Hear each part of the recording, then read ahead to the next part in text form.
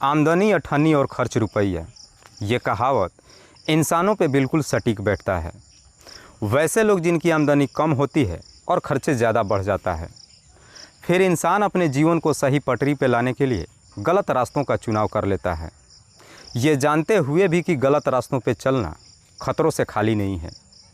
आज की कहानी में भी सेम कुछ ऐसी होता है, जिसकी वजह से ना सिर्फ एक व्यक्ति हमेशा के लिए इस दुनिया को छोड़ के चला जाता है, बल्कि उसके बाद कई लोग सलाखों के पीछे भी पहुंच जाते हैं। वाकई में दोस्तों, आज की जो कहानी है यह आपको भी सोचने और समझने पे मजबूर कर देने वाली है। नमस्कार, आदाब, मैं हसमुदी और आप देख रहे हैं सफ़र क्राइम तक। आज की जो सच्ची घटना मैं आपको सुनाने वाला हूँ, दरअसल ये घटना है मध्य प्रदेश की। मध्य प्रदेश का एक ज़िला पड़ता है रायसेन, और इसी रायसेन का एक थाना पड़ता है सिलवानी। सिलवानी थाने के अंतर्गत एक गांव आता है पट्ठापोड़ी। बात कर रहा हूं मैं 20 अप्रैल 2023 की सुबह। दरअसल पट्ठापोड़ी गांव के एक खेत में एक व्यक्ति का डेड बॉडी पड़ा था। गांव वाले जैसे इस डेड बॉडी को देखते हैं, इस बात की सूचना पुलिस को देते हैं।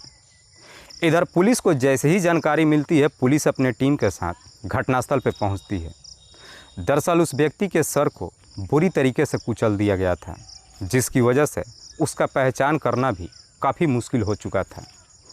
पुलिस जब उस डेड बॉडी को चेक करती है तो उसके पॉकेट से एक आधार कार्ड और एक डायरी मिलता है, जिस डायरी में एक मोबाइल नंबर भी लिखा गया था। आधार कार्ड पे उस व्यक्ति का नाम कल्लू दास था। कल्लू, जिसकी उम्र है लगभग 34 से 35 साल के आसपास। कल्लू जो विदिशा जिला के अंतर्गत बांगरोद गांव का रहने वाला है। कल्लू के पिता का नाम रामदास, माँ के नाम कलाबाई। रामदास के टोटल 2 बेटे हैं, जिसमें बड़ा बेटा कल्लू और छोटा बेटा दीनदयाल। कल्लू जो ऑलरेडी शादीशुदा है। कल्लू की पत्नी का नाम प्रियंका। पुलिस सबसे पहले कल्लू की डेड बॉडी को अपने कब्जे में लेती है और फिर उसे पोस्टमार्टम के लिए भेज देती है। उसके बाद इस बात की सूचना कल्लू के घर वालों को देती है। इधर कल्लू के घर वालों को जैसे ही मालूम चलता है कि कल्लू इस दुनिया को छोड़ के जा चुका है, सब के सब रोते बिलखते थाने में पहुंचते हैं और कल्लू की डेड बॉडी को देखकर शिनाख्त कर लेते हैं। उसके बाद से पुलिस अगले दिन 21 अप्रैल 2023 को कल्लू का पोस्टमार्टम हो जाने के बाद उसकी डेड बॉडी कल्लू के घर वालों को दे देती है।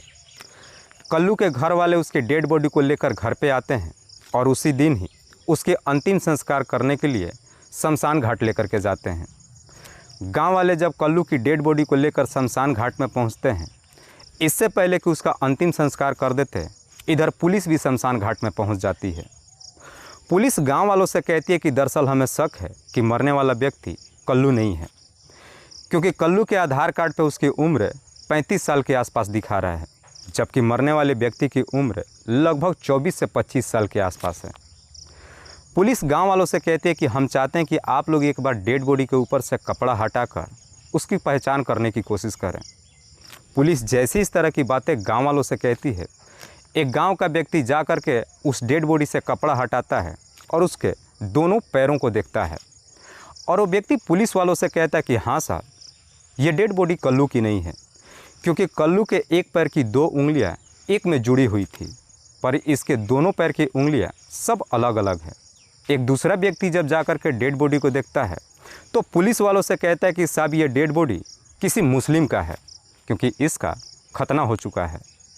गांव वाले जैसे इस तरह की बातें पुलिस से कहते हैं, पुलिस कल्लू की डेड बॉडी का अंतिम संस्कार करने पे रोक लगा देती है और फिर उसकी डेड बॉडी को अपने कब्जे में लेकर के वापस थाने में ही नहीं आती है, बल्कि कल्लू की माँ, उसकी पत्नी और उसके भाई, इन तीनों को भी अपने कस्टडी में लेकर थाने में पहुँच जाती है और फिर इन तीनों से मरने वाले व्यक्ति के बारे में पूछताछ करती है। पुलिस जब इन तीनों के साथ सख्ती से पेश आना शुरू करती है, आखिरकार कल्लू की पत्नी प्रियंका अपनी सच्चाई कबूल कर लेती है। प्रियंका पुलिस वालों से कहती है कि हाँ साहब, ये मरने वाला व्यक्ति मेरा पति कल्लू नहीं है, बल्कि मेरा पति अभी जिंदा है। प्रियंका जैसे इस तरह की बातें पुलिस वालों से कहती है, ये बातें सुनकर पुलिस भी एकदम से चौंक जाती है। पुलिस कहती है तो फिर ये भी बताओ कि मरने वाला व्यक्ति कौन है। इस पे प्रियंका कहती है कि साहब, मरने वाले व्यक्ति का नाम सुल्तान खान है। सुल्तान, जिसकी उम्र है लगभग 25 साल के आसपास। सुल्तान के पिता का नाम सबीर खान। सबीर जो भोपाल के करौंद का रहने वाला है। प्रियंका जैसी इस तरह की बातें पुलिस वालों से कहती है तो पुलिस अब प्रियंका से सुल्तान की हत्या के बारे में पूछताछ करती है। पर प्रियंका जब सुल्तान की हत्या की कहानी बताती है तो वाकई में इसे सुनने के बाद किसी को भी अपने कानों पर यकीन ही नहीं होता है। दरअसल इस कहानी की शुरुआत होती है घटना से लगभग 10 साल पहले। कल्लू जैसे ही जवानी के दहलीज पे कदम रखता है, अपनी पढ़ाई लिखाई छोड़ देता है और गलत लड़कों के संगत में आ जाता है।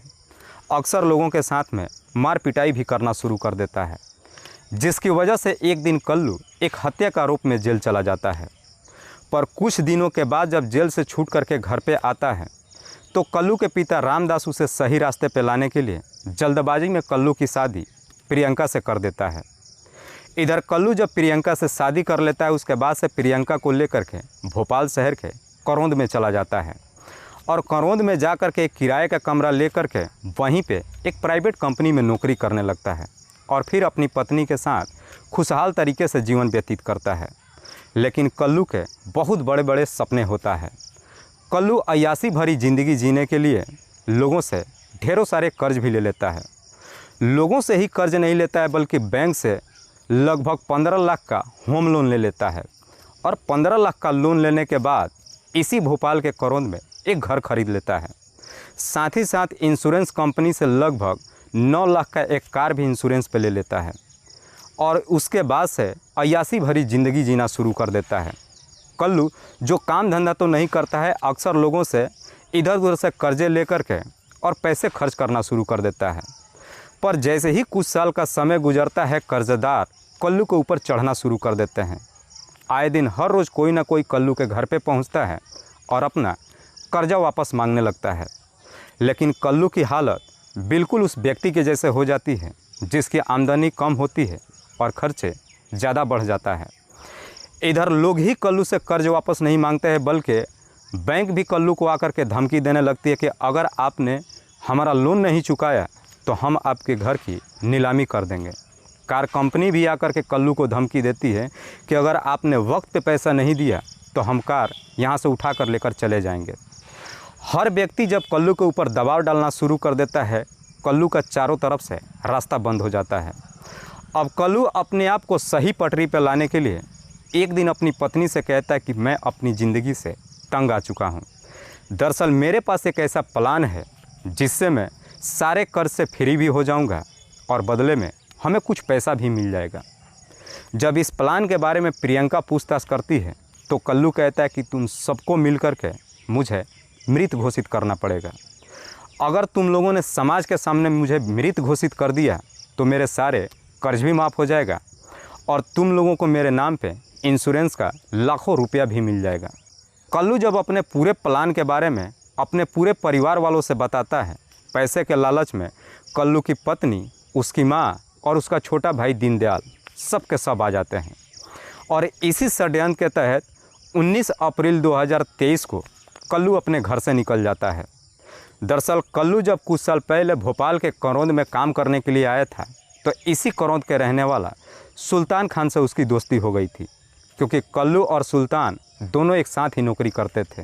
13 अप्रैल 2023 को कल्लू इसी षड्यंत्र के तहत सुल्तान के नंबर पर फ़ोन करता है और कहता है कि मेरा एक जानने वाला उदयपुरा में है, मैं चाहता हूं कि तुम भी मेरे साथ चलो और वहां पे हमें एक बेहतर सी नौकरी मिल जाएगी। इधर सुल्तान भी बेरोज़गार बैठा था। सुल्तान अपनी नौकरी पाने के लिए किसी भी हद तक कदम उठाने को तैयार था। कल्लू जैसे ही अपने पूरे प्लान के बारे में सुल्तान से कहता है, सुल्तान कल्लू के साथ जाने के लिए तैयार हो जाता है। अपने षड्यंत्र के तहत 19 अप्रैल 2023 को कल्लू जब अपने घर से निकलता है तो सुल्तान को भी अपने साथ में ले लेता है। बस अड्डे पर जा कर के दोनों उदयपुरा के लिए बस पकड़ते हैं और उसी दिन ही रात्रि के करीब 9 बजे के आसपास सिलवानी इलाके में जा कर के उतरते हैं। सिलवानी इलाके में जब बस से उतरते हैं, जा कर के एक ढाबा पे खाना खाते हैं। खाना खाने के बाद रात्रि का जैसे ही 11 बज जाता है, कल्लू सुल्तान से कहता है कि इतनी रात को अब हमें उदयपुरा के लिए बस नहीं मिलेगी, लेकिन हमें उदयपुरा तो जाना ही है, क्यों ना हम यहाँ से सड़क के माध्यम से पैदल ही चलते हैं। रास्ते में अगर कोई ट्रक मिल जाएगी, उस ट्रक से हम उदयपुरा चले जाएंगे। कल्लू जैसी इस तरह की बात सुल्तान से कहता है, सुल्तान कल्लू के साथ पैदल चलना शुरू कर देता है। जैसे ही वहाँ से चल कर के पट्ठापोड़ी गांव तक पहुँचते हैं, कल्लू सुल्तान से कहता है कि हम काफ़ी थक चुके हैं, चलो यहीं पे बैठकर कुछ देर तक आराम करते हैं। सड़क के किनारे दोनों काफ़ी देर तक जब बैठते हैं तो कल्लू अपने षड्यंत्र के तहत सुल्तान से कहता है कि अगर हम यहाँ पे काफ़ी देर तक बैठे रहेंगे और अगर किसी ने हमें देख लिया तो वो हमें चोर समझेंगे, क्यों ना हम बगल नीचे चल कर के खेतों में थोड़ी देर आराम कर लेते हैं, उसके बाद से यहाँ से चल पड़ेंगे। जैसे ही कल्लू इस तरह की बातें सुल्तान से कहता है, सुल्तान कल्लू के साथ वहाँ से रोड से नीचे खेत में उतर जाता है और वहाँ पे जाकर मूंग के खेत में दोनों थोड़ी देर के लिए लेट जाते हैं और लेट करके दोनों एक दूसरे से बातचीत करते हैं। लेकिन पैदल चलने की वजह से सुल्तान काफ़ी थक चुका था। दोनों जब एक दूसरे से बातचीत करते हैं, बातचीत करते करते सुल्तान को गहरी नींद आ जाती है। लेकिन इधर कल्लू को अपने षड्यंत्र को अंजाम देना था, जिसकी वजह से उसकी नींद काफ़ी कोसों दूर थी। सुल्तान जैसे ही गहरी नींद में सो जाता है, कल्लू एक गमछा लेकर के सुल्तान के गले में लपेटकर तब तक जोर से खींचता है जब तक सुल्तान की सांसें नहीं रुक जाती है। सुल्तान जैसे इस दुनिया को छोड़ के चला जाता है, उसके बाद से कल्लू एक भारी पत्थर उठाता है और उसी पत्थर से सुल्तान के चेहरे को बुरी तरीके से कुचल देता है। और फिर कल्लू अपने आप को मृत घोषित करने के लिए अपना आधार कार्ड एक डायरी में अपना नंबर नोट करके सुल्तान के जेब में डाल देता है और वहाँ से मौके से फरार हो जाता है। वाकई में प्रियंका जब ये पूरी कहानी पुलिस वालों को बताती है, पुलिस प्रियंका से उसके पति कल्लू के बारे में पूछताछ करती है। कल्लू के बारे में जब पूछताछ करती है, आखिरकार प्रियंका मजबूर होकर अपने पति का पता बता देती है।